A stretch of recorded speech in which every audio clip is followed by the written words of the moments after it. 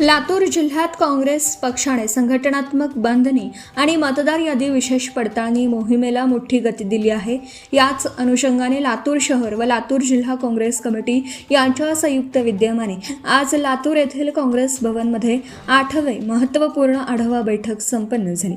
अखिल भारतीय काँग्रेस कमिटीच्या सचिव श्रीमती रेहाना चिश्ती आणि प्रदेश काँग्रेसचे उपाध्यक्ष तथा लातूर जिल्हा प्रभारी बाळासाहेब देशमुख यांच्या प्रमुख उपस्थितीत व मार्गदर्शनाखाली सदरील बैठक पार पडली। लातूर हा काँग्रेसचा बालेकिल्ला, कार्यकर्त्यांनी घरोघरी पोहोचावे। रेहाना चिश्ती या बैठकीत कार्यकर्त्यांना मार्गदर्शन करताना रेहाना चिश्ती यांनी आपल्या आक्रमक शैलीत उपस्थितांमध्ये नवा उत्साह निर्माण केला। देशातील सद्यस्थितीवर भाष्य करताना त्या म्हणाल्या, आज देशातील लोकशाही आणि संविधान मोठं आव्हान पेलत आहे। सर्वसामान्यांचे आणि कष्टकऱ्यांचे प्रश्न सोडवण्याऐवजी त्याकडे जाणीवपूर्वक दुर्लक्ष केलं जात आहे। अशा या कठीण काळात काँग्रेसच्या प्रत्येक कार्यकर्त्याने खंबीरपणे रस्त्यावर उतरणं ही काळाची गरज आहे। SIR मोहिमेचं अनन्यसाधारण महत्त्व सांगताना त्यांनी पदाधिकाऱ्यांना मोलाचा कानमंत्र दिला। निवडणुकीतील विजयाचा खरा पाया बूथ पातळीवर रचला जातो, त्यामुळे प्रत्येक BLA यांनी कार्यकर्त्यांनी घरोघरी जाऊन मतदार याद्यांची अत्यंत काटेकोरपणे पडताळणी करावी।